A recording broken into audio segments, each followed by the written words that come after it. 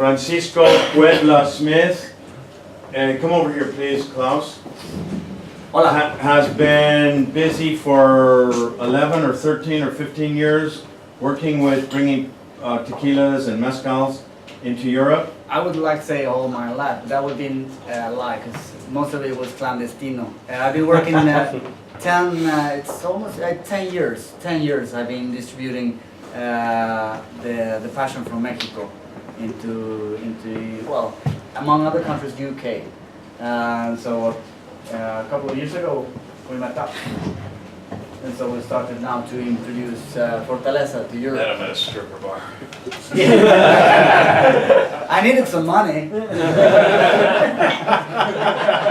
I didn't mean it that way. So we change the subjects, okay? And Klaus is in the process of bringing Fortaleza here.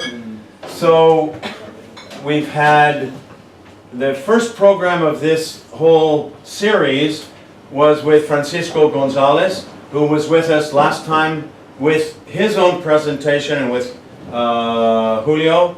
So Francisco's here with us until he has to go back to Mexico later this week or this week. And today we've got this presentation by Guillermo, who I've known for quite a few liters of tequila ago, I would say. I consider Guillermo's products very similar to the ones that I'm very proud to serve as handcrafted artisanal, and he will tell you all about that. We are going to have some sort of tasting today, and it might be what we have. Just right. Huh? Just right. Excellent. So what are we going to taste then? We're going to be doing some hardcore blanco, reposado, but also an añejo. That's awesome. Plus that Guillermo brought from Mexico some special selection from cask strength, some reposado. Yeah.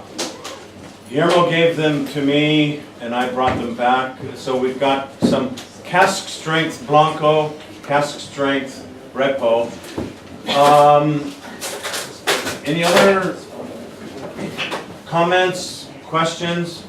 Are you all, your coffee's not up here yet. How's the coffee? Oh, we have them? Oh, yeah. Good. Billy got his. So I want to welcome Guillermo Erickson Sauza, whose aunt I met in 1970.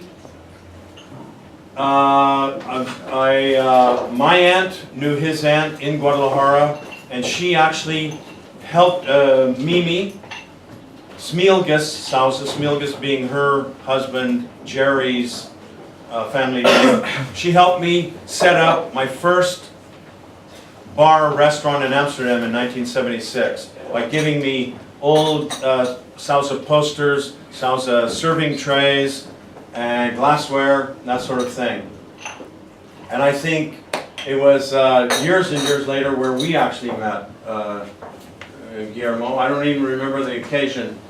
It would have been in a girly bar probably. It was I said girly bar this time, not stripper bar, because you got the genders a little mixed up there, I think, crossed. There's still some seats over here if anybody wants to find a place. So I want to welcome Guillermo as a very important part of the, I wouldn't call it the tequila industry. Sometimes we talk about the chamber being the tequila industry, the national chamber. With what Guillermo does is culture. So very important person in the tequila culture, and I want to welcome his son Billy, who's come along with him on this trip. Billy, say hello to everybody. And what we'll do is we'll carry this on until Guillermo's done. We don't have enough tasting glasses for one glass for every person for every expression that we're going to taste. So we're gonna be passing around and pouring, which will interrupt the discussion a bit, so we'll try to do that as efficiently and quickly and disturbing as we can. And we've got until about 4, and then after 4, anybody wants to hang out, we'll have a pay bar, not cocktails, but whatever we've got back behind the bar, and beers and that sort of thing. So, Guillermo, thanks very much for being here. Thank you. Really appreciate you taking your time and energy to spread the agave, the tequila love. Appreciate you inviting us here, and I apologize. Was in Rome too many nights out and got whatever hit me, so I won't be able to talk too loud. But thank you all for coming out today. And just, I actually met Thomas at the museum. We have a museum, which was my great-grandfather's home, and it's in the town of Tequila. And he had come in one day, I think. You came like twice. First year I didn't meet you. Looking for It was you. the second year I met you. And we had at a restaurant, Pacifico, wasn't it? It was, and Yeah. he had a brochure from Pacifico that he came in with. And he had bought Tequila Sauza when we still owned it, as our family still owned it. That was a few years back before. So it was very nice to meet him and meet somebody that remembered. We appreciate being here. We appreciate all you being here. We're going to have today, we'll taste the Blanco Reposado y Añejo, and I think we have the cask strength. And did I give you still strength too, to bring back? It is still strength Blanco Okay, good. and still strength Repo from a first burn barrel. Okay. All right, great. So what we'll do, probably need some napkins out on the table because we don't have enough glassware. So when you're done, you just turn your glass over on the napkin and drain it out, right? So we can do the next pour in there. We're looking at about 30 people, so we're gonna have to go with probably ½ ounce, 3/4 ounce pours, huh? We've got so many things to taste, probably, yeah, a modest amount. We got 3 bottles of each of the Blanco Reposado and no. Oh, you do have the Añejo? Yeah. Oh, all right. Each. So we Blanco would give you a Reposado. nice port. So my family, my great-grandfather got to the town of Tequila in the 1850s. And the town is there. I'll show you some pictures. Unfortunately, I was not really in my right mind this morning.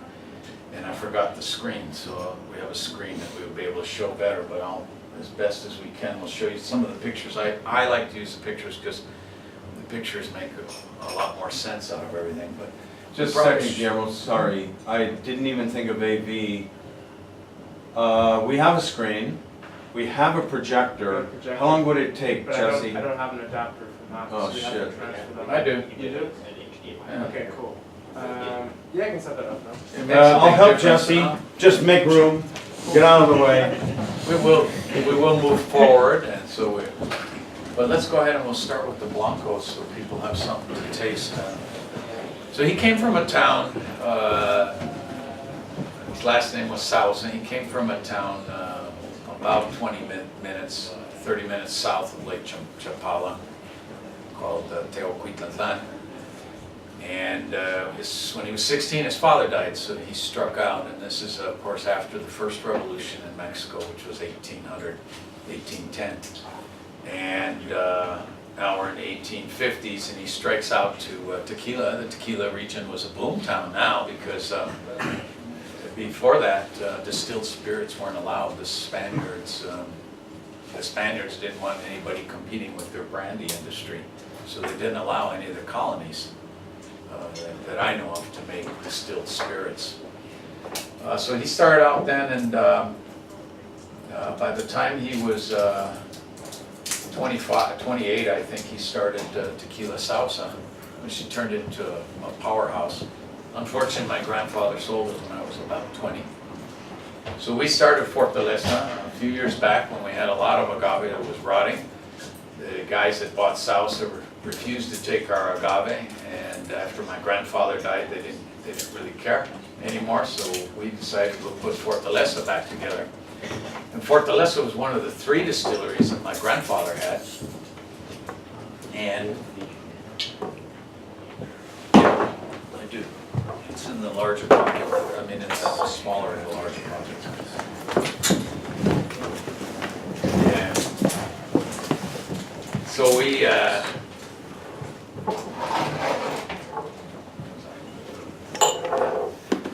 So we started up Fortaleza, and we thought, well, let's put this little old distillery back. The distillery looks like, how many of you have been down to Tequila? A couple of you guys have passed through right now.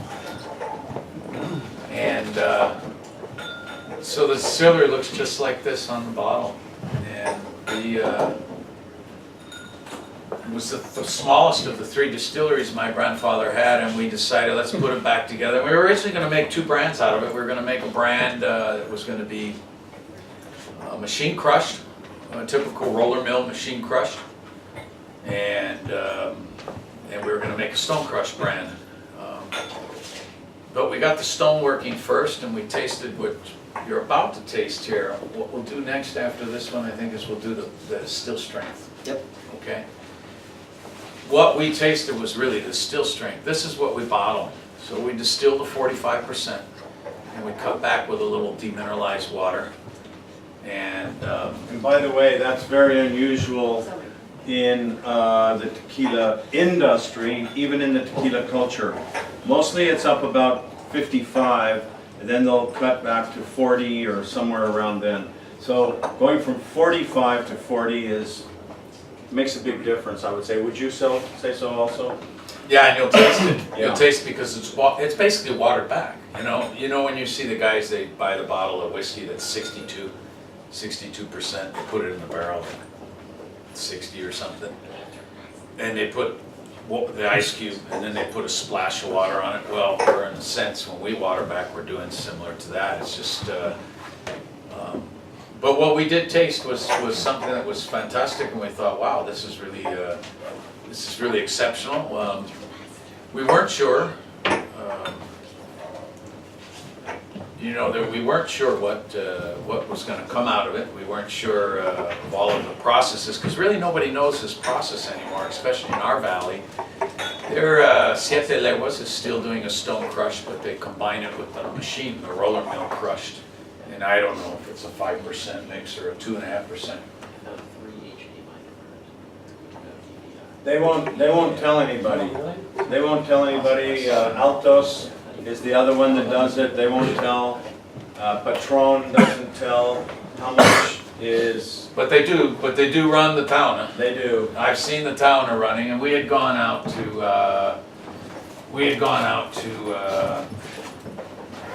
Siete Leguas, and you were right, man. I thought it was this. But we're out of luck on the videos. Oh, so you don't have the adapter? The adapter. I got another computer. Yeah. I thought the adapter was for VGA, but it's HDMI. Okay. And I carried 3 of them in there, and they all happen to be 3 the same. So we got it started, and there was an old man that was working with us. A guy, he ended up being a thief, but so we fired him. But you guys in the bar business never have any thieves, right? And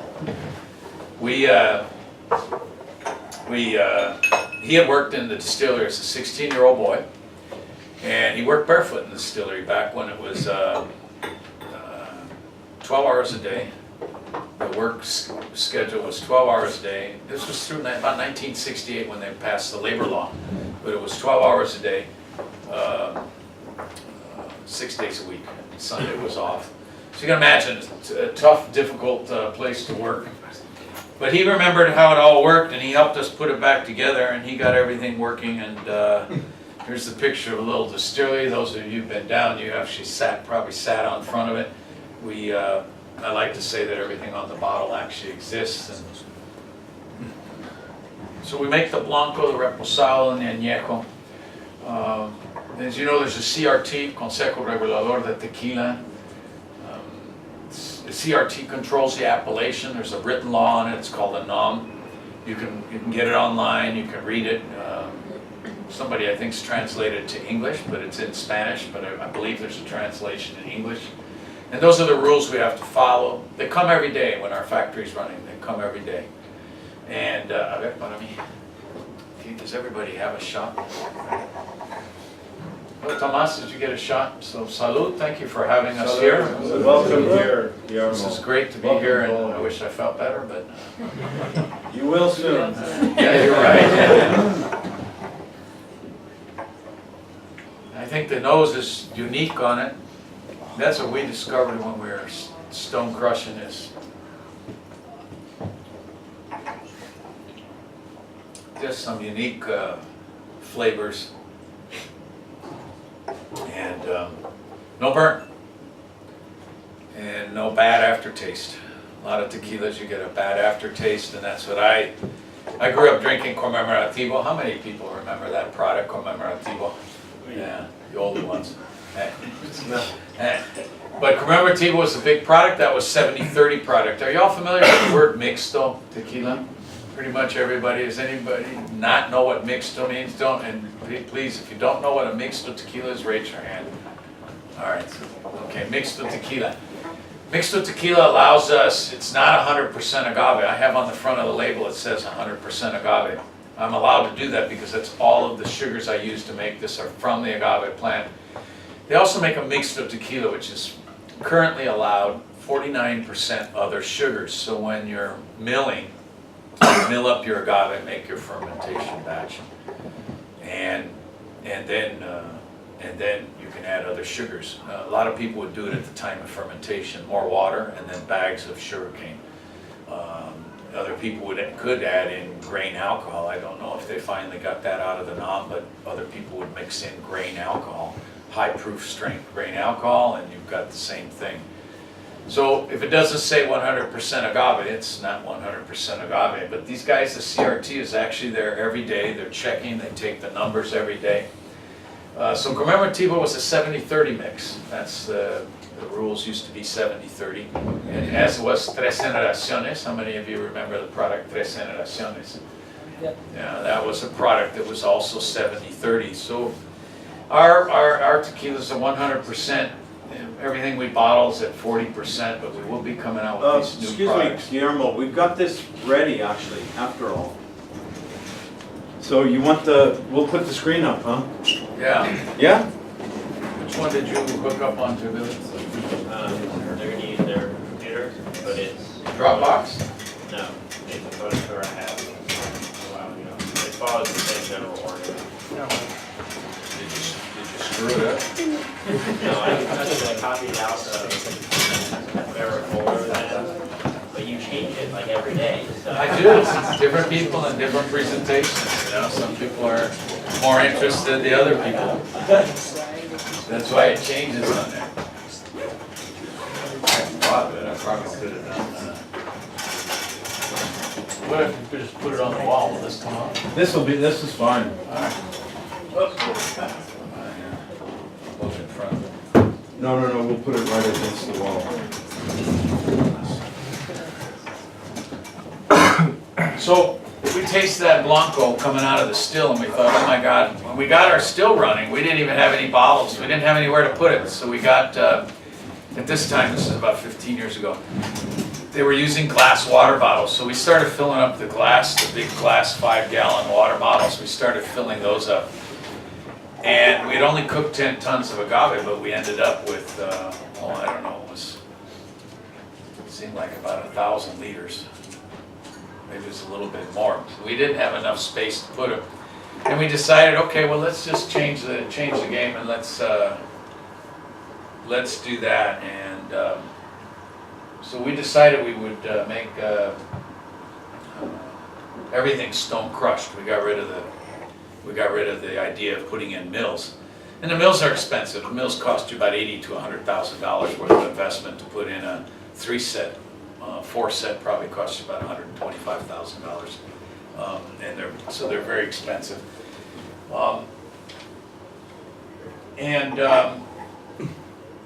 Let's go ahead and has everybody tasted their Blanco? So we started in 2005 selling in Mexico. In 2006 we went to the States. And 2000, I'm going to say it was last year, we got in Sweden and Copenhagen. This year we'll be here. We finally have the 700 bottles. And we finally have the 700 labels. In fact, I think they finished bottling, didn't they? I heard so. I think Klaus knows more about what goes on in my factory than I do. And yeah, so we'll be bringing the product here finally. We're in California and about 19 other states, and we're in Australia.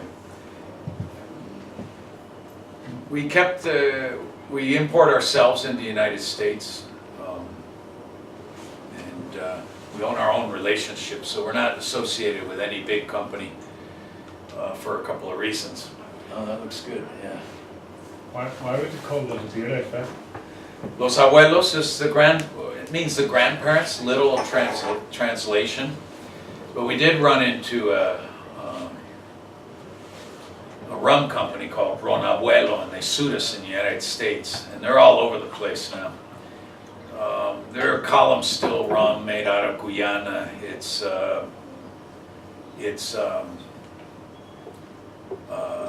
contract made, and we ran into them, and there's a big family. It's a distributor out of El Salvador or Panama, I don't remember, Panama. So they got a lot of money, you know, brick and mortar distributor. It's just really well supplied of money.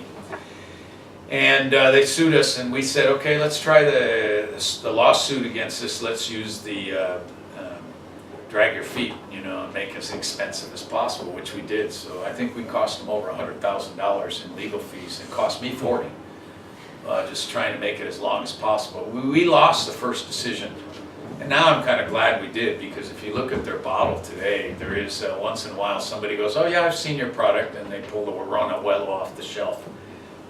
So there is some confusion. They use the same fonts that we do on the label.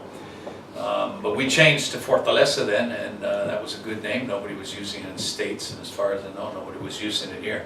I think there's one small winery out of Spain using Fortaleza. And Fortaleza means fortitude, so it's a great name. We had it as our backup name. We always knew about the problem with Ron Abuelo. And so we still use the name in Mexico, the Los Abuelos name in Mexico. We still bottle product, Los Abuelos. Same product, we just bottle it with the Los Abuelos name because we beat them in Mexico. We went to one level below the Supreme Court of Mexico for $7,000. In the United States, it was $40,000, and that was still in the trademark board. So we weren't even in the court system yet, so you can imagine the cost. At any rate, that's what we did, and let's see what we have on here. Yeah. So that's where the town of Tequila is. We're in the Sierra Madre. We're about 300 miles in from Puerto Vallarta, so if you ever come in, add a few days on it, you can take a vacation in Puerto Vallarta. And you can see how all of Mexico is really mountainous. You know, when the conquistadores came in, they came into Mexico City.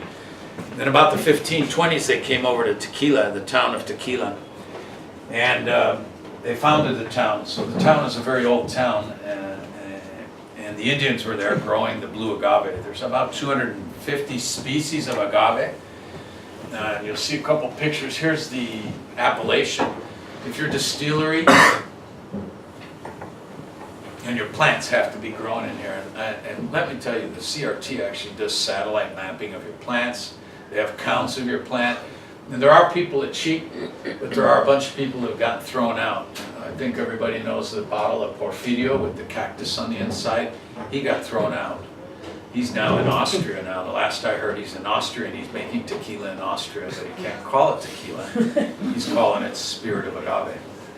And supposedly he's sourcing his agaves from South Africa because they're growing it there. Yeah. So we have to put up with people like that. I know for a fact that he sold his bottle at Costco for $99, and I know for a fact he was buying his tequila for $1 a liter. So we have these people out there that I don't think they represent the industry very well. Tamaulipas was added. started growing agave up there in the 50s, in the late 50s. Story I heard is my grandfather took the agave up there to plant because there was always boom and bust in the agave. And there was always shortages, and they took it up there to grow it. So there's a couple of distilleries up there now that are included in the appellation. Let's go ahead and, thank you, Klaus. So that's this whole thing about boom and bust. If you think, excuse me a moment, Guillermo, if you think, what are your agaves like, average 8 years old, say? 7, 8. Yeah. Let's say 7, 8 years old. That's the growth cycle. Now, remember, once that plant is harvested, it's gone. It's not like a grapevine or a orange tree or a plant that you can continue to harvest from.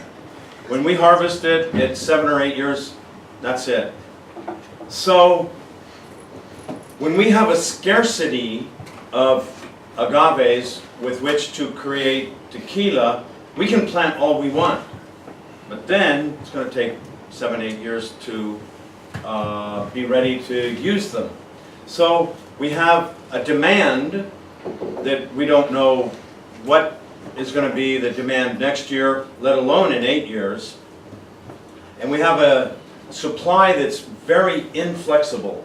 So we have to wait, again, this long period till we can use them. So it results in these swings between having enough, not having enough, having way too much. And the price goes all over the place. I believe, Francisco, you probably know this better than me, or Guillermo, around the year 2000 when there was a real scarcity, the price was like 16 to 20 pesos a kilo. Then it hit 2-3 years ago at below 1 peso. Imagine what a swing that is, because one point there was just hardly any agave around. The demand was still very, very good.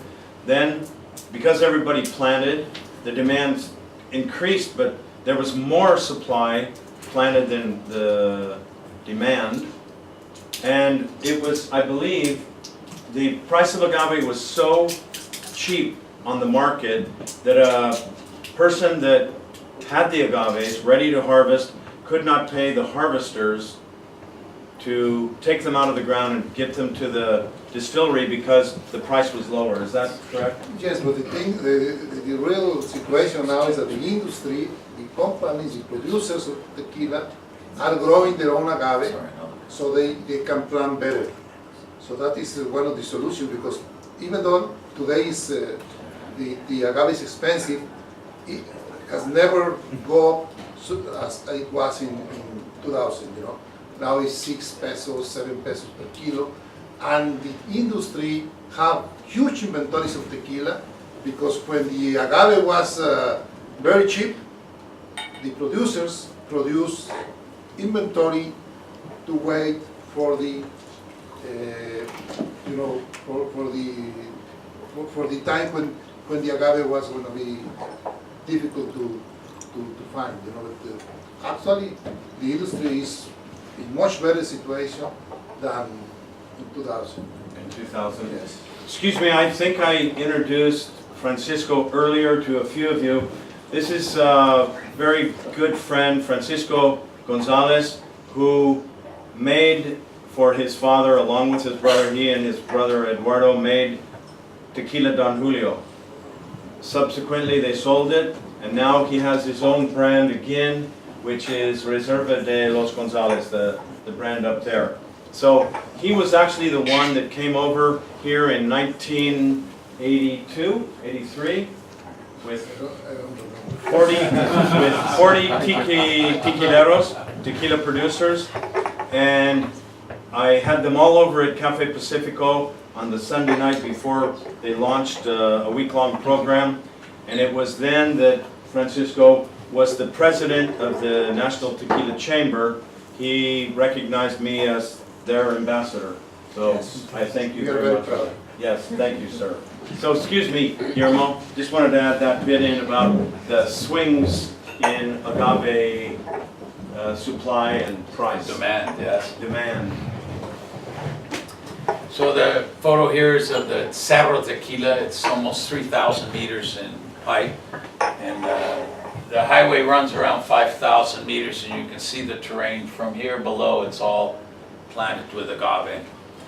And the agave will go all the way down to about 1,000 meters. In the Barranca, there's a Rio de Santiago that runs. So we have a varied terrain all in this area. Just on this side is Amatitan, where a famous brand, Herradura, resides, and I think about 20 other distilleries. In our little town, there's about 27. You can see the cone here with the mountain, clouds in the background. It's a very unique cone. Volcanic that probably was 20 million years ago when it last erupted. Go ahead. The little town that we're in, this is our property. It was my grandfather's property. Fortunately, we were able to conserve this, and our little distillery is so small you can't see it. It's about 27 distilleries in the area. Cuervo's here, Sauza's here, Orentain's here. Over on this side we have 3 or 4 large. Don Roberto's over here, Leidos is here. So there's some very big cofradias over here. So when you come to our town, there's plenty of distilleries to go visit and see. The view from our property there is the valley that we're in. And our agave's there. Go ahead, Will. And that's the view that we used on the Añejo bottle. So if you see the bottle of Añejo up here, you see that view came from there. Go ahead. My tatarabuelo, this is probably around 1880, 1890. And this was, he started the Tequila Sauza, and this is the only thing I have left of Tequila Sauza, is the ring. Everything else is gone. We still have the museum, which is his home. We turned it into a museum. My great-grandfather was born there. It's Ladio Sauza, and we have a lot of old collectors like this bottle called Mexican Whiskey Sauza. It was done during Prohibition, so it's really a cool label. And wagon, typical wagon that they used to move tequila on back in those days. And my tatarabuelo, before he started his distillery, he started as a distributor, so he would take tequila in a wagon like this, and he took it all the way to the United States in the 1860s. So you can imagine what it is going on a buckboard wagon, probably about 1,500 miles up and over. We have a beautiful paintings in here in our museum. We'll go one more. Some of the old labels. You can see where we got some of our ideas for our label design. We took the old label ideas that we had from Sauza. They haven't sued us yet. And it's owned by Beam Global now, but Beam Global just got sold out to some Japanese company. I think it's Suntory. So Beam Global just sold out. And it just got sold for $13 billion US dollars. And Sauza was 10% of the portfolio. Here's another really cool old label of was my bisabuelo, great-grandfather. And this was one that was probably turn of the century, around 1910, 1911. We got all these labels. They were in the safe, by the way, so we have a full collection of these. And the old stone-crushed agave, how they were making it back then, is painted here. Crushing the agave, brick oven cooking, fermenting in wood, and bateador, he's mixer job, so his job is to mix it up, because what we want is the pulp off the fiber, because we're going to ferment the pulp. The pulp is what's sweet. How many of you guys have tried cooked agave? So we need, next time you come, Thomas, I send you back with some, so you have some here, because it can stay frozen for a while. I'm there November 20th. Send you back with a little small little kid. You there in third week of November? Yeah. Excellent, okay. Yeah. So that way when they come over, they can try cooked agave. Good. I think we can actually air freight it to you. All right. So if you're going to do another tequila thing, we can air freight it out to you. So I think we're doing that in the States in a couple of places. So over to our property, as you can see, we look at the Cerro de Tequila. We're at about 4,000 feet or 1,300 meters in altitude. And we start with, go back one, we start with the rhizomes. So when we plant a field, this is about a 3-year-old agave, so we'll harvest these rhizomes. It's called desaijar. There's a coa de desaijar. And it's to take the rhizome out. The rhizome is genetically the same plant. And each plant will have some will have as many as 7 and some will have 1.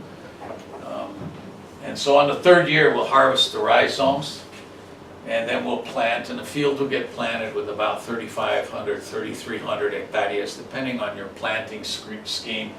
So this is the 1st year of this field. Let's go to this is the 2nd year. You can see puts out anywhere from I'm going to say it's 12 leaves a month, something like that. And now this is the 4th year. You can see there's still a few rhizomes, so this would probably be a 2nd cut on the rhizomes. I can see rhizomes down there that we can cut out.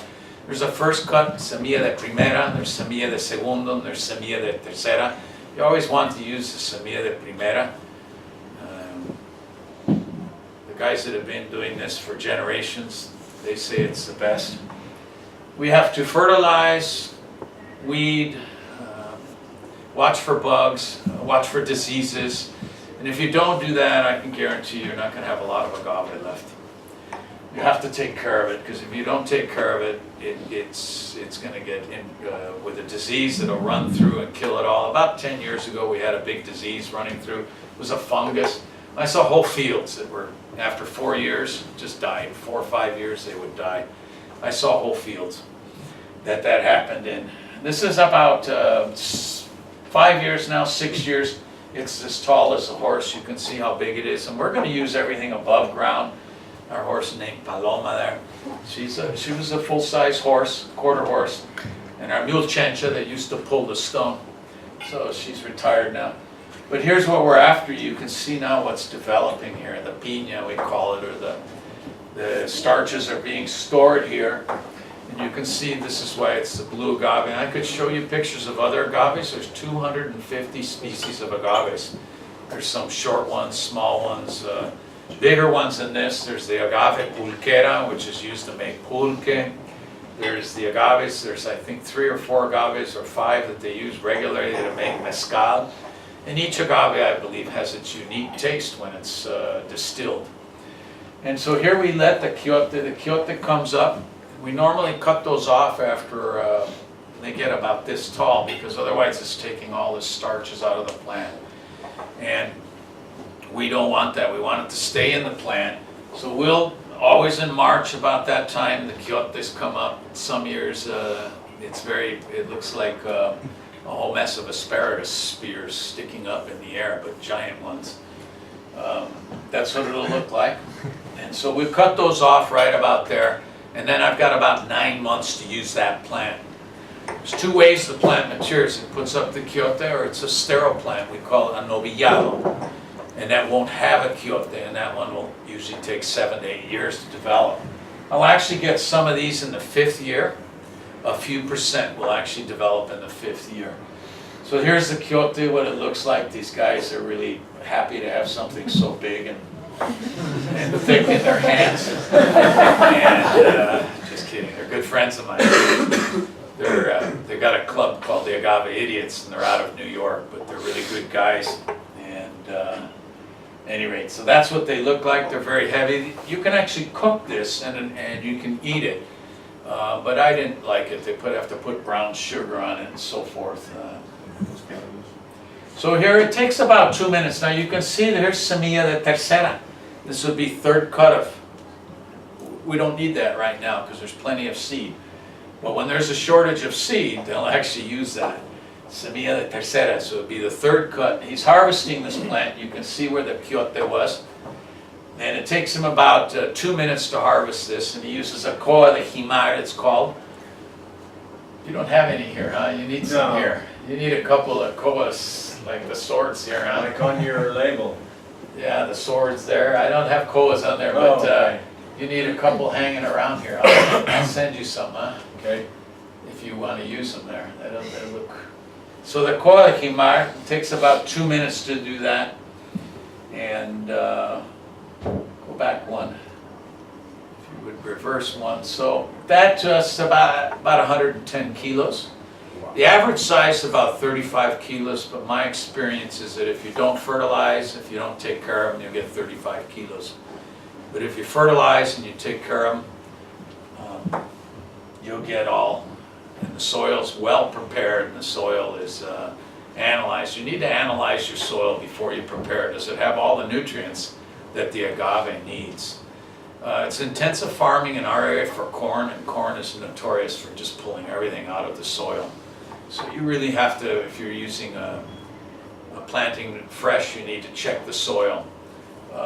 They're planted normally, by the way, on rows. Let's get some Blanco still strength going. Oh shit! What'd you pour next? I poured reposado. Oh, all right. So we'll go from reposado back to. We got to get some napkins on the table too, because definitely going to drain out after the reposado. Yeah. So I think what we'll do is go reposado, then we'll go still strength reposado, then we'll drain out really well. In fact, if you've got some plastic cups to do a washout, that would be best, because now we're going back to the Blanco. I like to say the Blanco is the purest essence of any distillery, and each distillery makes a unique Blanco based on their equipment. So some guys use stainless steel distillation, some people use copper, so all depending on the combination of equipment, what you're distilling to. Your water source is going to make a big difference too. Where your water's coming from, all that's going to affect your taste. And so each distillery has a unique taste. And the Blanco is the kind of the fingerprint of the distillery, it's like I like to say. Guillermo, did you say you wanted to rinse those glasses? After the reposado. Since we already got reposado, we'll do the still cast strength. Then we'll rinse them and we'll do the still. Some of you have water close by. I'm going to bring some other carafes up that'll be easier to pass. You'll rinse and then just drink it, so don't pour it on the ground.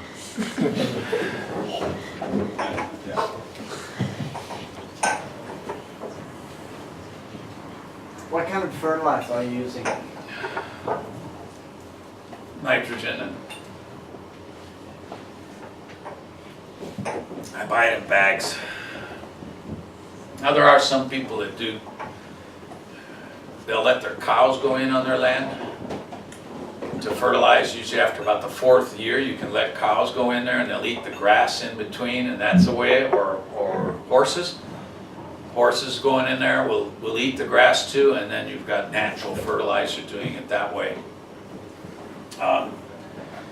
We're on slopes, part of our land's on slopes, and we're not fenced off enough that we can do that. We do let goats run around all over the property, and they do it. We have about 50 goats now.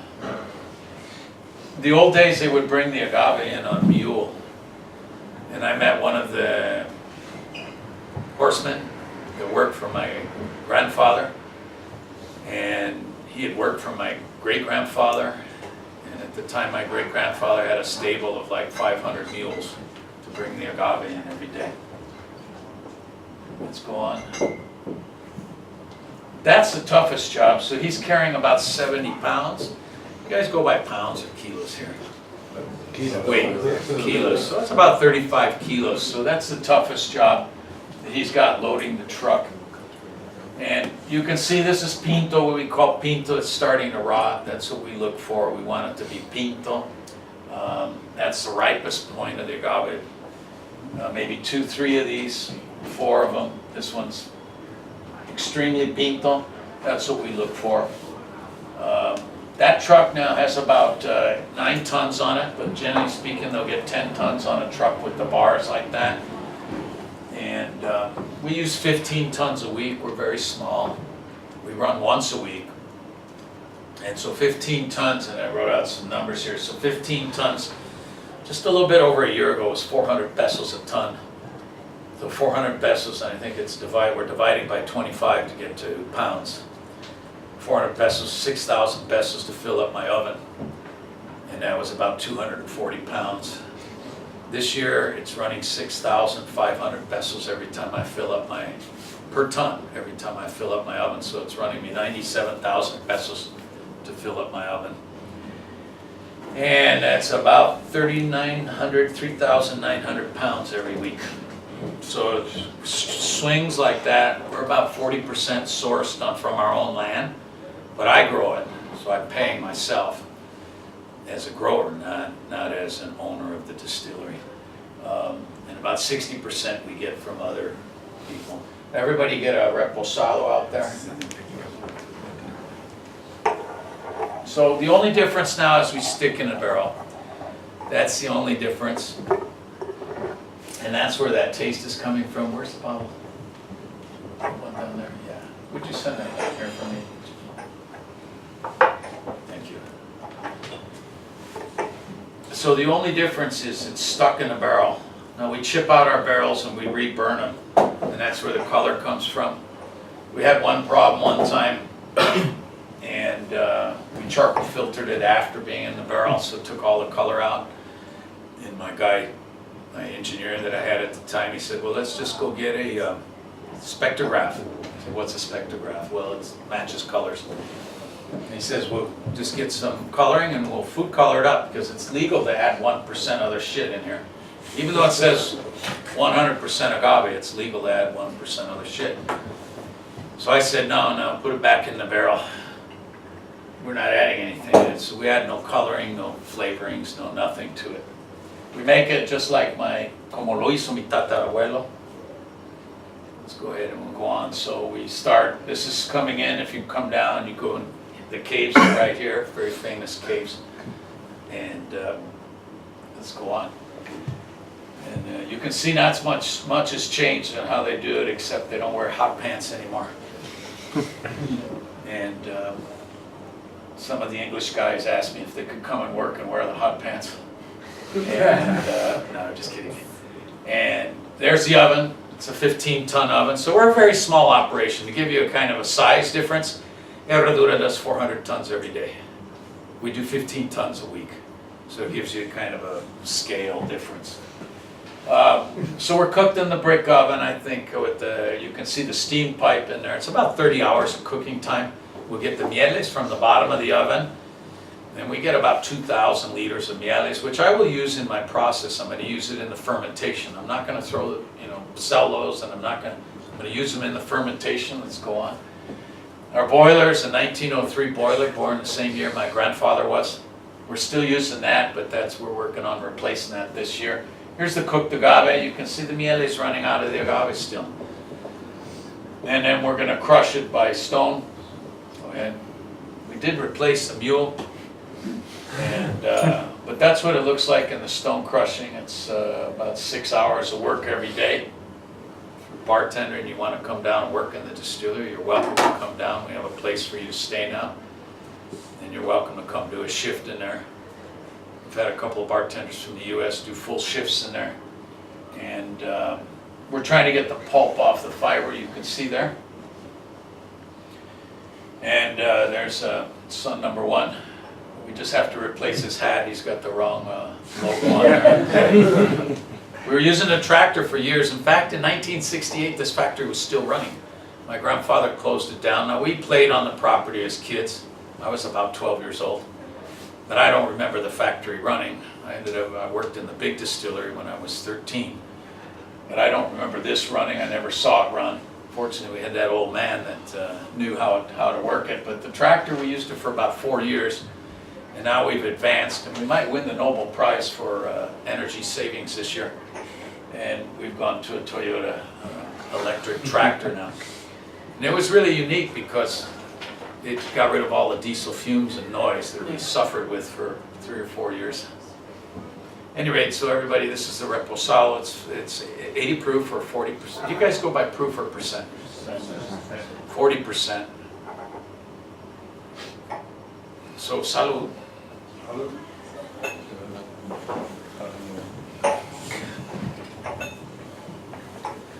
Now you can start tasting the wood there.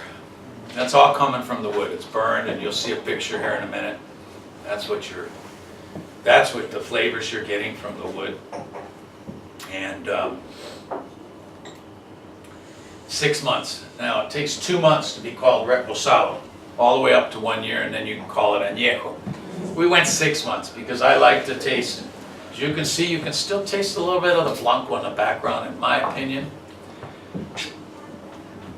And in the añejo, the blanco's gone. It's lost now. The wood takes over completely. So I like to say that the barrel's adulterating the blanco. The barrel's changing it. So,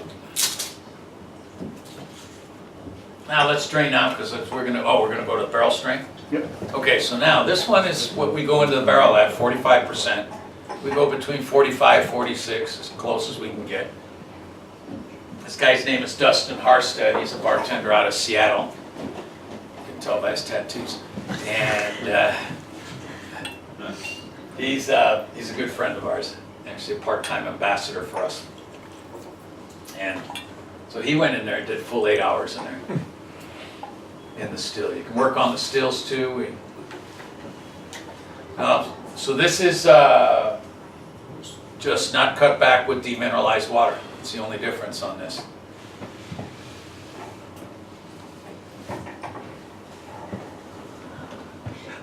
Multitasking. Yeah. These are roller mills here, just to give you a feeling of what the roller mills look like. There's sets of 3 mills. Obviously much more efficient. This machine here will do about probably about 5 tons an hour, 6 tons an hour. This is from our friends at Arete. They're very good friends. I grew up with them. You can see the water spraying down to wash the pulp off the fiber. Much more efficient than we are when we throw our pulp, when we throw our bagazo or fiber away. We have 2 points of bricks left in it. We just can't get it out. Let's go ahead and go on. So we wash in the town, and we're unique in that we're the only ones doing that. We had the water there, so you saw the water spraying down. We add it here. If you go to Siete Leguas, they'll take the milled agave and put it right in the pipon, and they add the pipon there, and they ferment with the bagazo. Same with Patron. If you go to Patron, which is an enormous facility, they have, I don't know, maybe 20 of these stone mills there or something like that. But they'll take it from the stone milling. So does Bernard Ricard has a product, the Tesson, that's 100% stone milled. I forgot about them. I think they distill to about 58 or 62, and then they're cutting back to 40. I think you can find Tesson here. Am I wrong about that? We can find some of it here and some in France. It was weird that they pulled the product. I couldn't figure it out because it's a great product. Yeah. It's a great product, and it's 100% stone milled. And Bernard Ricard's system, a little bit different. They actually distill with the bagazo. So they take that and they put it in the still. Not only ferment with it, they'll distill with it. And their stills are set up to have big wide mouths.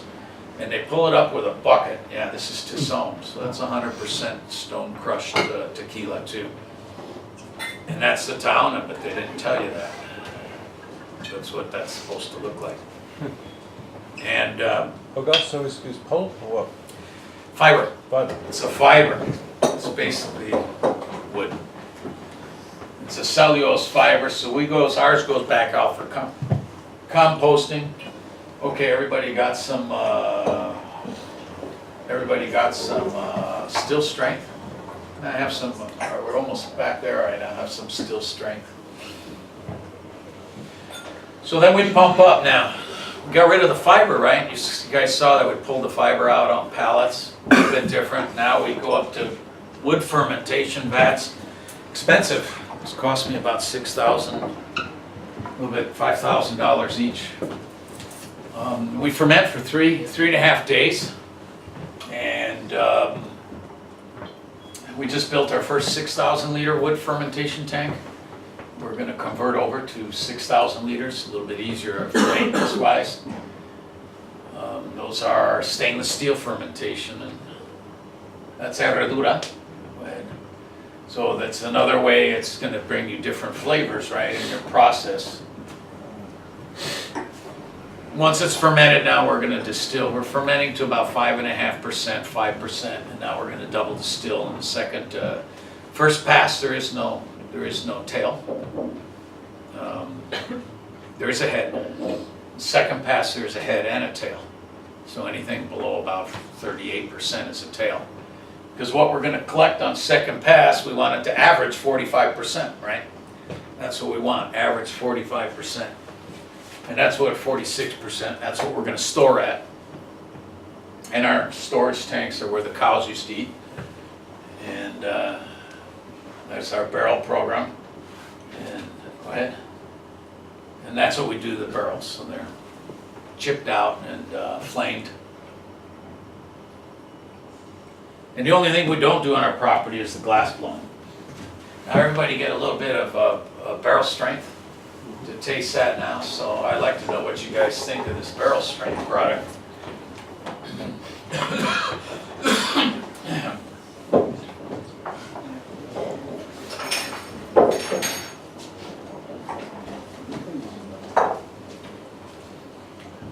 Some of our biggest challenges have been, well, right now it's the agave price. We'll spend about $500,000 on agave this year, where last year it was $40,000. And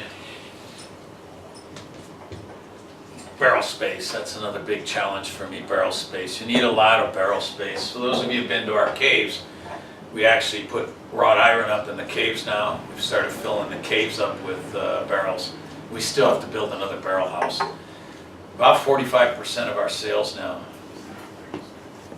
no, pardon me, 55% of our sales now are barrel products. Where it used to be 55, 45, 55 was Blanco. Now Blanco's only 45% of our sales. So, salud. See what you guys think of this one. It's got a great nose. It doesn't have an alcohol nose on it. I'm feeling better already. 40, is it 45 or 46, Guillermo? What's it say on the bottle? It says on the bottle 40, because they're the pirate ones you gave me. That she didn't write on the back? On the, oh, No, you told me there in Mexico. should be like 45.5, 40, 45.7. A lot of taste though. You see what the water back does, right? So we're thinking of this as a product, pretty much just for industry. We wouldn't sell this retail. We'd sell this just through the bars. So it'd be the kind of thing you'd have below there and not let anybody know about it, you know. Except when your tequila buddy comes in and says, try this, you know. That extra alcohol is very well integrated. You get only the accent of the extra alcohol, I would say, later palate. Otherwise, it's right there with all the flavors. Yeah, we like it. So now when you're done with this, we're gonna, if you got a little bottle of water going around, if you're gonna rinse your glass out and then turn it upside down on a, Pass these around. These are not tequilas, these are water. and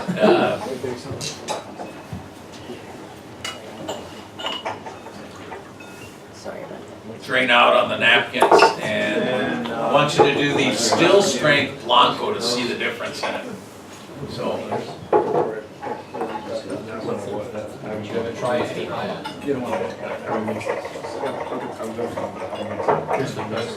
Yeah, we wanted to, Guillermo, excuse me, I think what you said about this, did you mention on this Red Bull that not only that it's still strength, but that it's the first fill? yes, Oh, you did say that? first barrel burn. I didn't say it, but you said it earlier. Oh, But right. it is first barrel burn. Now we can fill that barrel 3 times. Once we chip it out, we can use it 3 times, then I gotta chip it out again. And I can use it 3 times again, but then I can chip it out again, and then that's the last time I can chip it out, and the wood's getting too thin. Leaks too much, the wood bends too much. So a barrel lasts us quite a few fillings.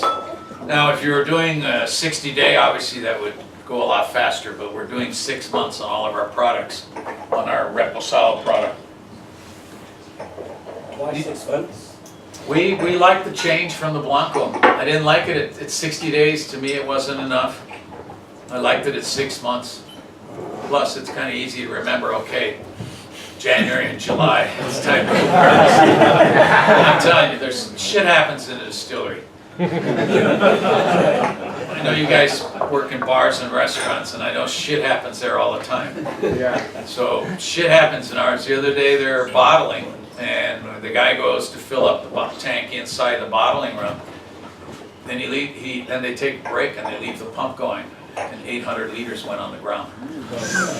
So shit happens every day. Something stupid happens, you know. And you try to implement procedures and things that would certainly, procedures and that would certainly prevent that from happening. What happened with the guy that lost 800 litres? Still working? He's still, actually he's still working there, but he actually should have been fired on the spot. Okay. It's kind of a semi-union environment. But when I get back, actually, we're going to give him a week off with no pay for being stupid. But that's, it's typical management type problems where you have to really keep track from a personnel standpoint that he screwed up, because 2 years from now he might screw up again, and then we would fire him then, So the only thing we don't do on the property is the blowing of the glass bottles. That's done by a contractor in Guadalajara. We do put a silk screen label underneath there, so Los Abuelos is underneath the label there, so just don't tell Ron Abuelo. And we make our tops there. As you can see, our tops are made to look like the harvested agave. So that's made on our property. And that's our bottling room. We're still bottling, using the bottling machine that was in the museum. It was last used by my great-grandfather in around the 30s. Go ahead. That's not our capacity choke point. Our capacity choke point is the hand labeling. So that's all done by hand. And go ahead. It's our crew of guys. Now let's get some still straight going here, right? Is this the model here? Has it been all the way around back there? Yeah. Okay, over that side too, Mauro? So you fill up. Yeah. This is covered.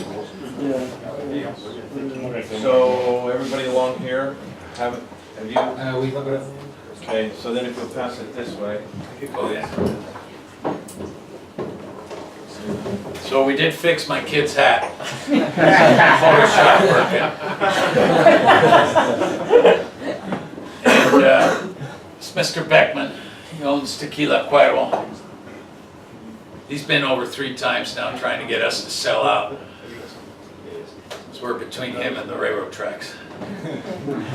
So, but we're not interested in selling out. Go ahead. We do 4 tours a year for industry people. We do one in Dia de los Muertos. Our tours are 4 days long. If you have Fortaleza on the shelf, we pay your hotel room. You can't pay your flight. We're not Diageo. And Klaus is going to be putting a trip together that goes to Mezcal Land, Oaxaca too. And I know, Thomas, you do one in, do you normally go with the Taona Society? I used to until I quit judging their cocktail competition. So the Taona Society still does a trip too? Yes, as far as I know, Anybody here in the Taona Society? They do their regionals, their margarita contest, and then they have the finals there. That's a Pernod Ricard funded. Yes. So they always come and visit us too with them. And I know Thomas always, you usually come with a group no matter what, somebody in Yes, February. once So a year. Thomas puts his group together once a year. You go to Oaxaca? Sometimes, like every other year. So there's a number of trips that you can go on. We are doing now an Australian one. And then from there we go to Tales of the Cocktail. How many of you have been to Tales of the Cocktail? Okay, is it worth it? Yeah. Tales of the Cocktail's really worth it. Not only seminars, but just you meet everybody in the industry. Everybody from the United States industry is there. And then a lot of people from Europe and Asia are actually there too. So it's a good networking place to go to. It's 5 days. It's always after the 15th. So we put, our 4-day trip works the same every time, except now we have add-on trips, like Tales is an add-on. But you show up, and we always start our trips on a Sunday. And Sunday we rally up in Laquepaque so you can see some culture of Guadalajara.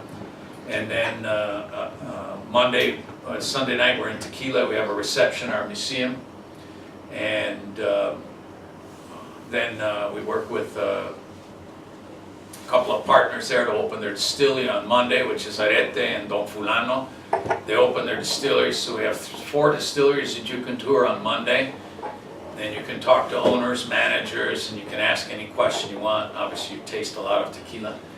And then Monday night, we have a pretty good party in our caves, and this happens to be Dia de los Muertos party, so you have to bring a costume. So it's some fun, but it's also educational. You actually go to the fields, you see the agave. And but if you get a chance, come down. It's on one of the trips. Talk to Thomas about it. It's a great trip. It's a great trip, and I know it's expensive though to fly across the Atlantic. It's not there are direct flights though from here right into Mexico City. And that's probably the best way to go coming into Mexico. It's really a great trip to see Mexico, to see the town of Tequila, to see Guillermo's setup right there, as he said. Inside there are the aging caves and a bar that Guillermo has set up there. The distillery's behind this view, and then out to our left is a place where Guillermo can set up food and another bar, and it's very, very convivial. It's a lot of fun, and you meet a lot of people, and it's a good way to see Mexico. It's all industry. It's not people on the other side of the bar from you.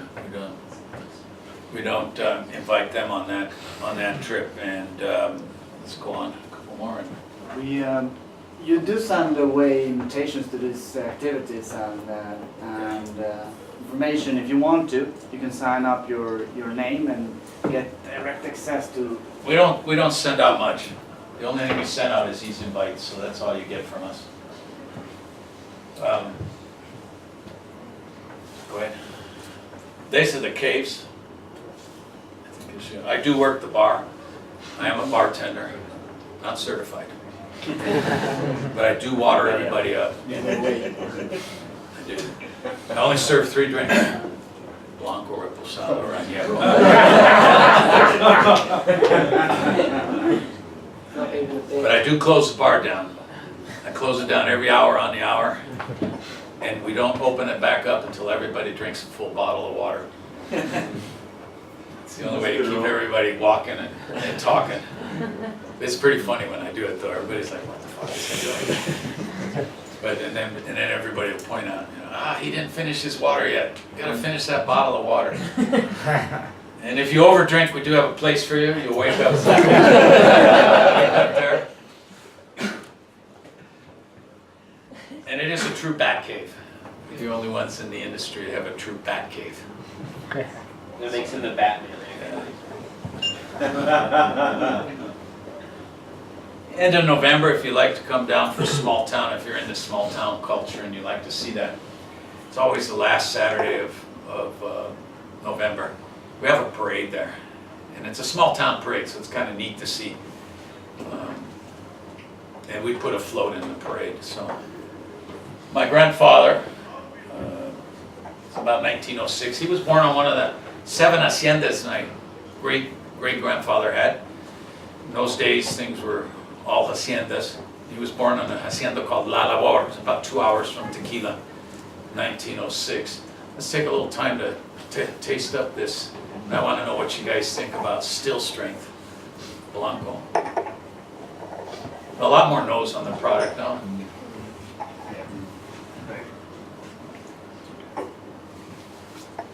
Salud.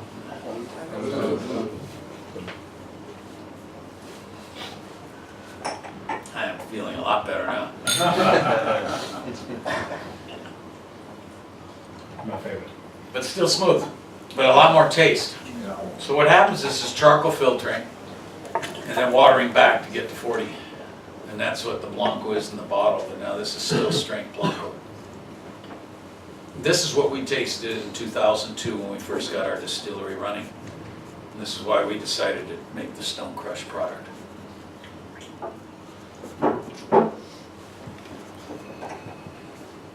Sorry, Guillermo. You said the still strength one isn't charcoal filtered, but the No charcoal filtering on this. but the other ones are. Yeah, that's why you can, the flavors are just so strong. Yeah. The charcoal filtering does take the edge off of it. Takes a bunch of stuff out of it. You can really taste the difference. We haven't changed the charcoal ever in our charcoal filtering kit. It's a stainless steel thing about this big around, about that tall. And we've never changed the charcoal in it. We haven't needed to.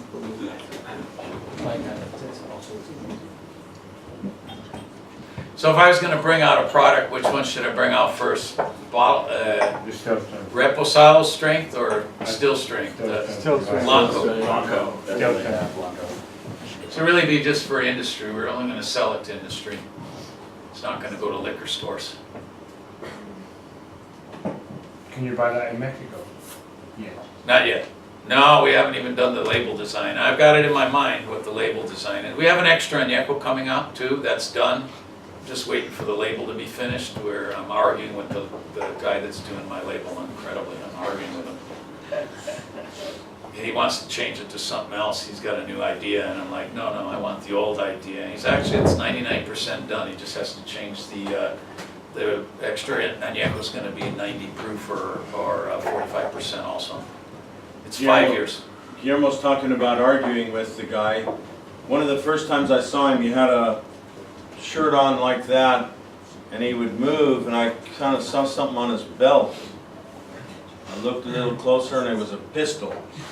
So if you get in an argument with that guy, just make sure you're armed. I think you scared Eduardo Orindan, the producer of Arete, by shooting up in the air or shooting at the bats or something, didn't you? Yeah, it was one day we were really drunk.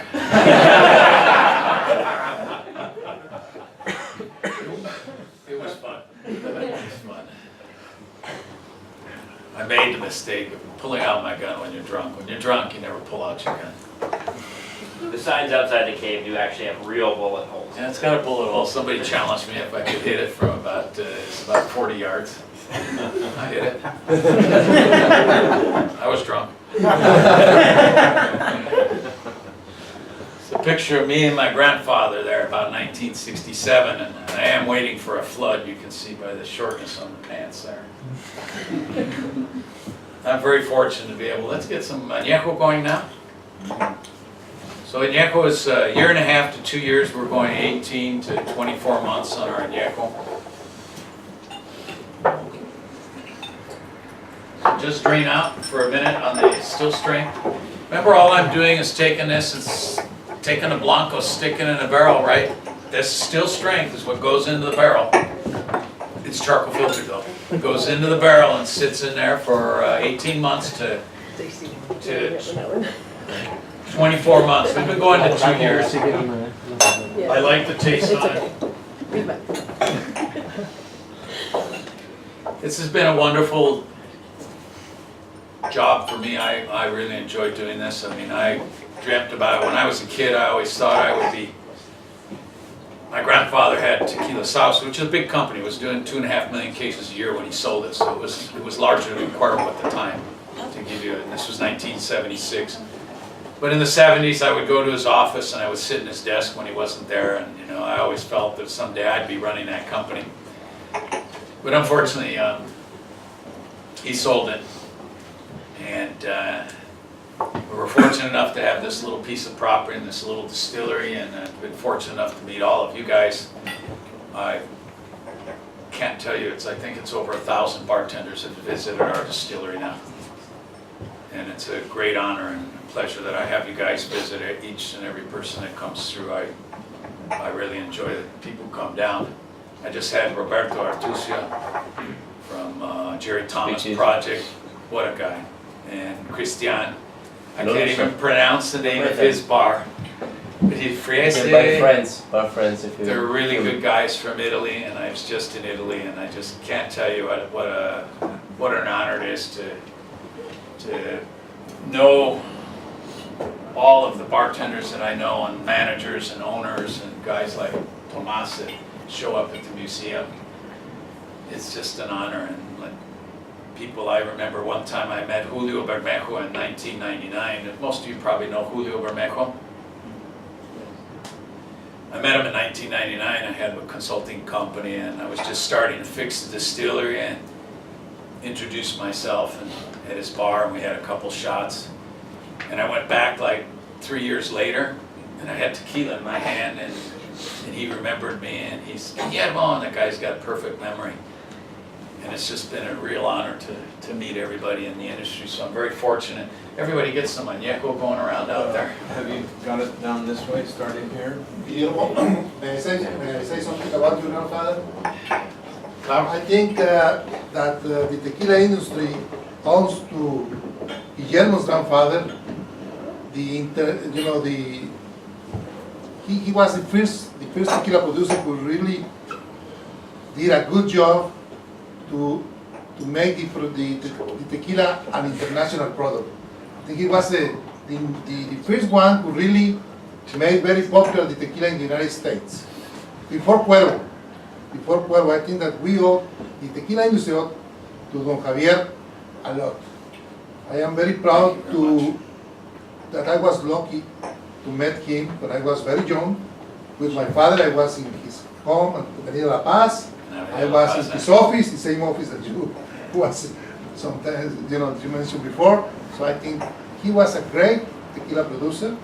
I think Guillermo inherited a big responsibility to have now, because a lot of, during a very long period of time, nobody from the family really was involved in the industry. So Guillermo, I think that he came back. I think that he has the honor to be one of the inheritor of one of the real important tequila families in the business. I am very proud to Thank be you, Francisco. able to. Yeah, yeah. Muchas gracias.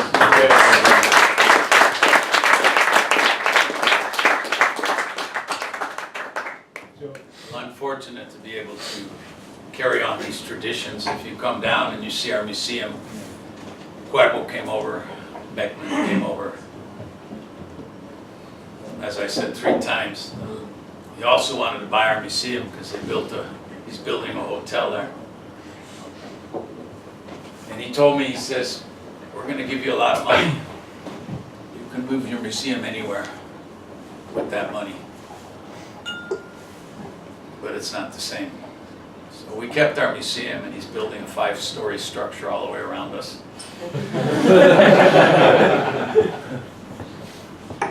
What can you do? So, being from the Sauza family, not to say anything bad about any of the brands, what do you feel about Sauza now? Do you use a centrifuge and cook the agave?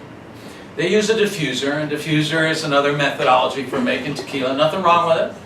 Just going to give you different flavors, different tastes, because it takes the raw agave in, and it's like a football field long, and it sprays it with hot steam all the way down, and extracts everything out of it.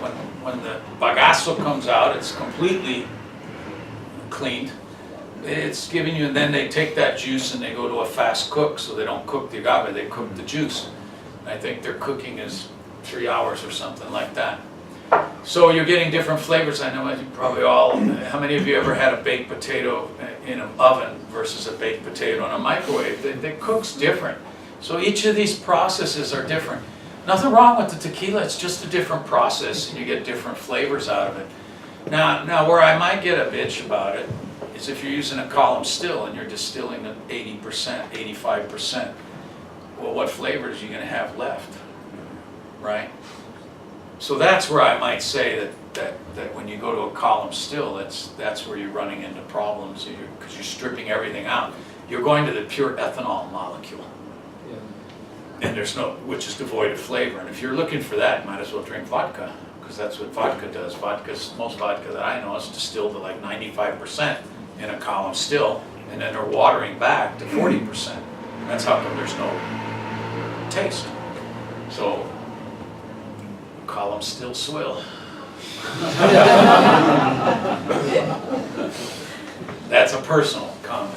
But there is a lot of ways to make tequila. Each methodology is going to give you different tastes, different flavors. The barrels are going to give you a different taste. So there's a lot of room out there for everybody. Now, obviously, if you're selling 2 million cases a year, you can't make it in a pot still. I don't think you're going to be able to get enough pot. Although I guess Patron is still using all pot stills, and they're doing about 2 million cases a year. I think they're running into capacity problems. So Patron just brought out a competing product to us, Roca, R-O-C-A. I guess we scared them up in California. Yeah, look the price. Is that actually on $10 higher price Roca than our Blanco. So $70? Only $10. yeah, they went. We're retail. We're 49 in the States on our Blancos, so they're 59 on their Blanco. They're actually cheaper on the Reposado though, and they're cheaper on their Añejo. But then again, I don't know many bartenders that pour Patron. They have a problem there. Is it good tequila? Is it good? It's not bad. It's actually not bad. He's actually doing 100% stone crushed. I know Steve Mathis. He's actually a friend of mine. I made the mistake of having him try our tequila 2 years ago. That's when he decided to make a 100% stone crushed. So, but you know, every idea, every product that comes out there, you got about 8 years as a unique product, and then you get the copycats. You didn't hear that here. That's my grandfather. I'm very proud to walk in his footsteps. Not a lot of people get to walk in the footsteps of their grandfathers, and I get to do that. I get to walk in the fields, and I remember walking in the fields with my grandfather. I remember him trying to explain stuff to me. I didn't give a shit back then, though. I had an afro, holes in my blue jeans. 70s. I was just behind Thomas and coming up. It was a wild time in the 70s. We had fun. What we remember of it? Yeah. So Añejo's my favorite.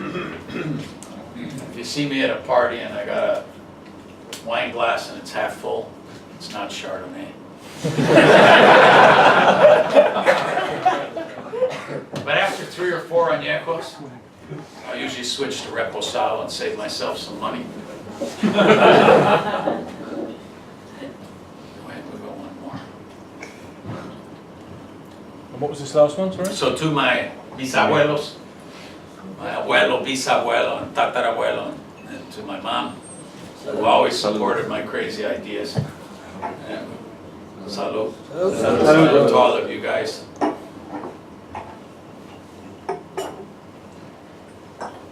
Now this is a beautiful sunset over there, and when you can come up to the lookout tower.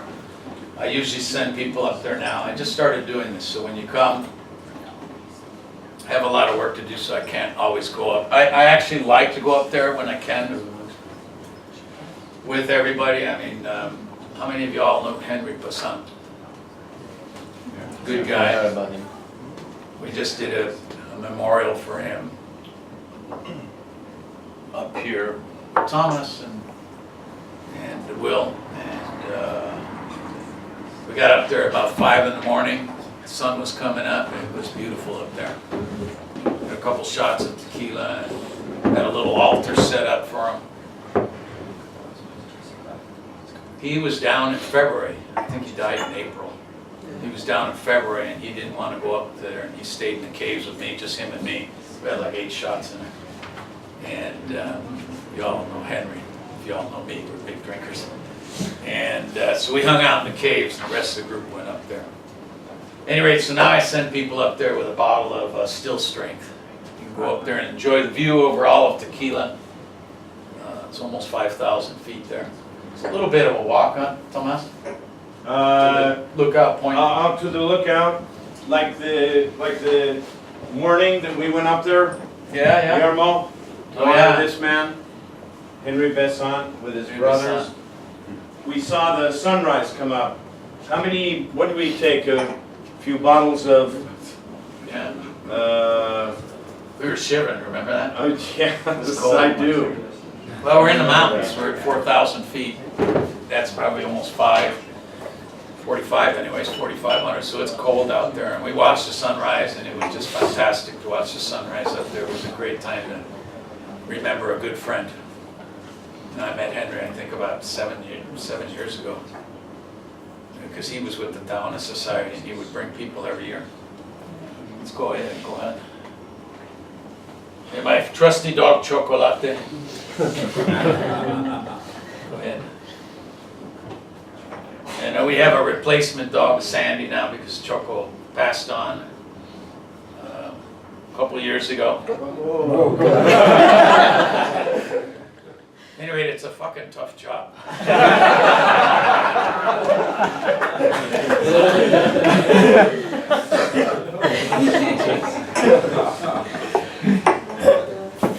Do they work there?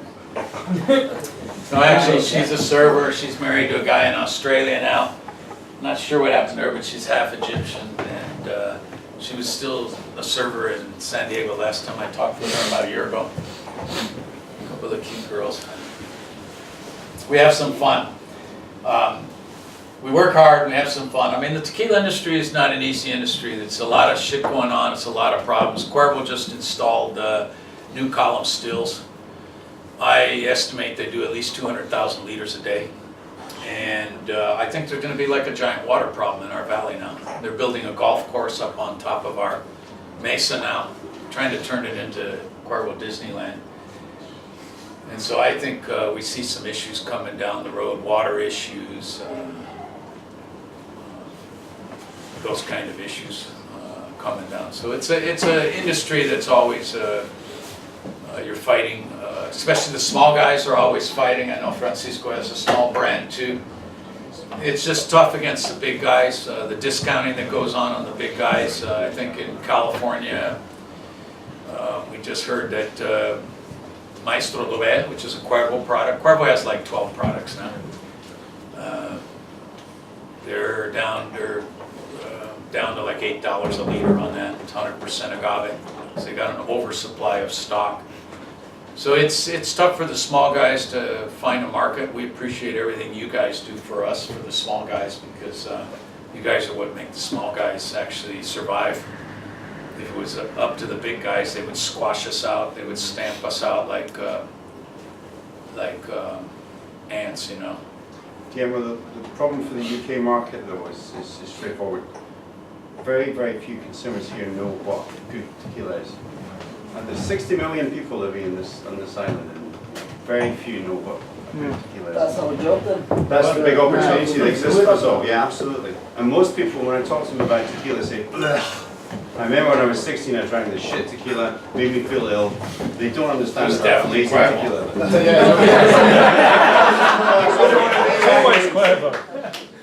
But everyone says, They give them some of these products and they take the money straight away. but that's the job that we've got, all of us here.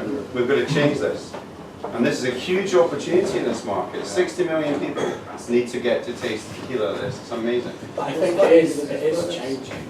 Like the more, like I've noticed a massive shift in the amount of people that are like coming into bars just drinking, like actually asking for tequila. And like I used to do master classes. The amount of people you get onto tequila and be like, love tequila, absolutely love it. And I'd say maybe 5 years ago you wouldn't. Young people though. Yeah, but this is, Young and old. Really? yeah, but this is London, central London. Yeah. You go where I come from in Scotland, and you know tequila's It's still the a same hard thing. lung story. You You go know, to it's still Manchester, end of the night. That's Don't because they're respect it. Scottish. So as was mentioned, this is a good time for tequila and agave spirits. This is a time for us to listen to people like Guillermo, listen to people like Francisco, like Julio last week, and learn as much as we can and see where there's the value in these good products and spread the word. And appropriate to that, there's going to be a tequila and mezcal fest. Klaus was asking me, well, what do I think of it? I think simply the idea of it is exactly what we want and need. Phil Bailey's going to do the same thing down in Australia in March. Yeah, we're planning to go. It's the 15th, no? Yes, 15th of March. Exactly. We're planning to go. And then there's one in Italy now. There's in May, Roberto and the fellow that does the whiskey spirit, his name is, at any rate, they're doing agave spirits in Italy. Luca Perolli. And you know, so it's a good time to take it's a good time to take a vacation to Italy. I was really impressed with Rome. The weather was perfect. Milan. It'll be in Milan. That'll be awesome. So a good time for you guys to come down to the agave spirits. Italy, it's not far. We'll be there next year. This year, 2014, we had 800 plus people visit the agave spirits activity in Milano. More than 800. So every example, every expression of this makes a difference. Every time we focus on it and celebrate it, the category goes up. What can we get for the laser? Give me about 40 days. They just bottled it, so it's coming over on the boat. It's going to be packed up and might be on a truck already headed to the boat, but it'll be on the boat and it'll be over here, and Mr. Klaus will be able to get it out to you guys. Yeah, and everybody that signed up, and also through information to Thomas Estes, everybody's gonna get informed by this. It's now there's a limited batch of extra añejo. I think It's not bottled. no, it's gonna be like only cases for whole Europe, and there's quite. I mean, we started this project 1 year ago, so we have visited quite a few countries around Europe, and you're not like throwing stuff over us. It's kind of difficult to get this stuff, but we'll inform you, and it will be awesome to get the good stuff for you. We got half a container coming over to his warehouse. So it'll be here in Amsterdam. I think about 40 days. Coming over on the boat, but it's bottled and palleted already, and it's on. I think it was on the truck. Cool. Any guys questions about the industry, about the agave growing, about the distillation method? Two, well, I think are quite interesting ones. One, we had I'm from Nottingham, so we'll go tomorrow. We had a Herradura tasting yesterday. Yes. And something that popped into my head then was we were talking about the aging process of Scotch. Now you're getting, 18, 20 years barrel aging, but the difference in liquids are two completely different things. That's based down to the temperature of the country and how slowly it can age because you're not losing. And I raised the point of, has anyone or would anyone consider trying with the Buffalo Trace distillery where it's steam powered and then moderating the temperature at a certain level? I know you lose a lot during the heat of the time, and would that loss be counterbalanced by almost an air-conditioned refrigerator, so you could get a longer aging, but perhaps taking away less of the agave notes that you would get from a Blanco or Reposado, so you get a longer age, so you get some nice complexity, but still keep that sort of fruity or vegetal notes in there, so hopefully creating maybe a whole new category. It's a good question. On our extra añejo, the 5 years, about 45% of the barrel's gone. And we're at temperature of outside temperature. Our barrel house is not a temperature controlled barrel house. We just started putting in the caves, so we'll find out about 4 years from now what our loss rate is in the caves, which is much more humid. There's no air going through. We'll see what our loss rate is there. I'm sure the taste will change slightly. On our añejo, we're losing about 20-25% of the barrel on the añejo, and that's at 2 years. So Reposado, it's negligible, 5%. There's, as far as I know, there's only the big ones that are doing the huge volumes that are actually spraying with aerosol, the warehouses. You got cazadores doing that, you got also... Well, we do wet our barrels down. Once a week we wet our barrels down. They go in with a backpack with a pump spray and they wet all the barrels down. Is that just sort of like bringing the sort of temperature down and reducing? Make sure the barrels stay wet on the outside, keep it humid so they don't completely dry out. Yeah, yeah, I think, and I was to Kentucky a couple times, and I didn't see it. The rick houses that they have there, I didn't see them as humidity controlled places, but I mean, Kentucky's usually pretty humid. A lot of rain there and stuff. So I don't know on that, it would be interesting to find out. I don't know anybody that's doing more than 5 years. I'm sure somebody is doing more than 5 years. What, aging, Guillermo? Aging, yeah. Well, we We have, for instance,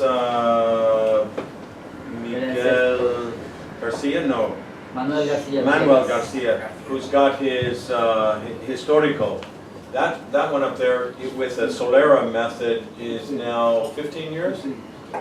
Yeah, but Solera method, it makes a big difference. Yeah, because you're taking from one barrel and you keep putting it into another barrel. I have 18 years old tequila in Solera method. You know, it's not what really, you know, it's different, you know, because you are anyway and you fill it up with the John tequila and makes a good product, but you cannot drink more than 3. For sure. Yeah. But no, and the second one, sorry. Yeah. The second thing I had was on the way down here today, I was thinking about the water. Obviously it's the desert and it sounds like a stupid question, where do you get the water from? So obviously it's deep down underground and stuff. Well, we're not really desert. Just if you saw in the picture, it's pretty green. We have a rainy season. It's over a meter of rain every year there, which is pretty good. We get it all from July to October, then it stops. And then we might get 2 rains in December, and then we have no rain from maybe January to July again. So that's why these plants survive in this environment. They breathe at night. They're like a cactus. They're not in the cactus family, but they breathe at night. And so there is lots of water. We get a year-round stream running on the backside of our property. Year-round it runs. And because off the mountain we get a lot of water. But our well it's a deep water well. It's about 180 meters down. Cool. So, but yes, the water makes a big difference. You guys know Camper English? Yeah. He did a good seminar. He did one whiskey he did, and then like 5 different types of water. And every time you mixed it with water, it tasted different for each type of water. So water makes a big difference. And you know, every day I learned something, and that day I learned something. I saw that at Berlin Bar Show, Bar Convent last year. Berlin Bar Convent, by the way, is a really good thing to go to. It's really good. Were you just there last year personally or for the actual tequila? Hmm? Were you just there personally or were you there for the tequila last year? No, I was there. We had a booth last year at Berlin. I must have been drunk. It's a small one. We're a small company. It's a very tiny one. That kind of led on to... Did you go this year? No. It's a good, I think it's one of the best shows to go to. It's very professional. It's only 2 days. And it's very professional. It's all professional people that are there. It's all bartenders, bar manager, bar owners. And I think it's one of the most professional shows that I've ever been to. All the stands and stuff are really good. The stands are great, and you're talking to people that are all industry people. I think it's, like I said, it's one of the best shows I've ever been to in terms of in the United States or here. It's one of the top, I would say it's the top 5 shows. Just because it's professional, I've got a question. Would it be cheeky if I asked a bit more? No,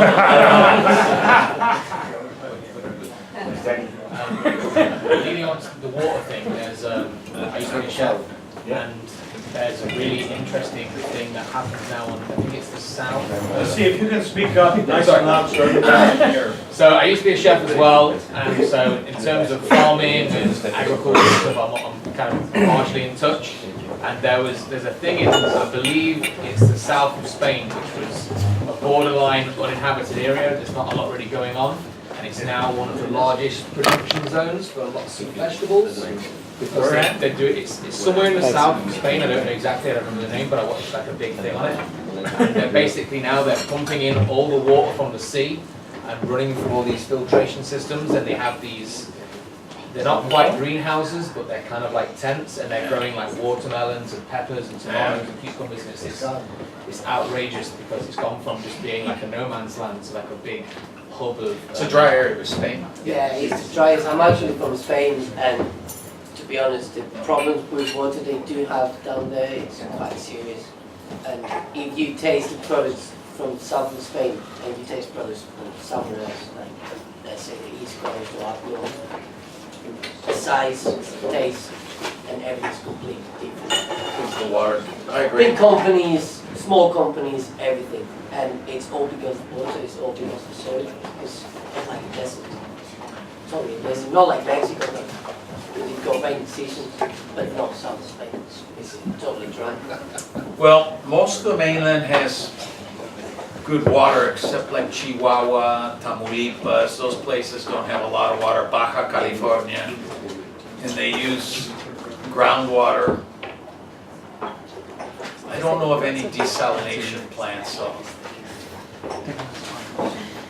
Because it would bring me onto like it's like a very logical solution for any sort of drought problems. If you could, for big houses maybe, I don't know how far. They have droughts in Los Altos, man. You've had droughts. Donde como el pasado año, ¿eh? But like in Tequila, I've been there every summer since I was a kid, and I live there full time now. I don't remember a drought. I can't tell you I remember a drought. I have a house in San Diego, I remember droughts in San Diego. Right now they have a drought in San Diego, it's really bad.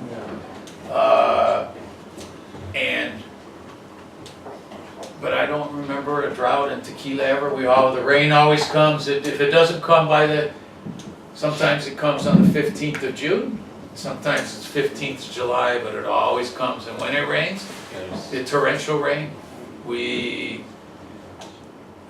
it's torrential rain. It rains, it's giant thunderstorms, 40,000 foot high columns of clouds, and it rains like you wouldn't believe. Some of the streets in Tequila, they'll get this high with water running. And it'll be 2 hours and then it's gone. So it's that way every year. Is it still raining at the moment in Tequila? Is it still raining in Tequila at the moment? Only because I'm going there next week. Take an umbrella. Well, we always take a risk. For Dia de los Muertos, we have 150 bartenders coming from the United States this year. Yeah, it's going to be quite a party. And Diageo called me; they wanted to come too, but I got 150 people already. I just can't put any more in. And it's always a risk that it'll still rain in late October. It's always a risk. It might only rain an hour and a half. But that's it. And actually, I'm used to that living in London anyway. Yeah, rains. But here it rains all day long. Yeah, absolutely. It'll rain 2-3 days long, won't it? Absolutely. Yeah. That, generally speaking, we rarely get 2-3 days of rain. It always, a couple hours in the evening, late evening, it's gone. In Guadalajara, it rains every afternoon. It does. During the rainy season, rain every afternoon for an hour. So, Question? aside from your own tequila, so what are your other favourite tequilas to drink? And obviously excluding Ocho and Don Julio because they're here. Well, I drink Thomas's, of course. Thank you. I'll drink Siete Legos. Preferred aging? I'll drink Senor Gonzalez's. Thank you. On the Siete Legos, what's the preferred? Nice and loud. Sorry, So everybody what's has- the preferred aging on your Siete Legos? Do you go blanco or Rosado? You know, I've never traced. I'll drink the Reposado. I like the barrel. I'm not a Blanco lover. I'm I'm a reposado and añejo lover, but I've never tasted Siete Leguas de Antaño. Nivel's tequila from Siete Leguas is the blanco, not doubt about it. Yeah. So I was a big on It's Blanco. one of the best blancos in the Yeah. industry. What about tequila cocktails? I've started to really enjoy the reposado. Personally, I love a bloody mariachi. I love a bloody Maria made with tequila. I love it. That's my preferred drink.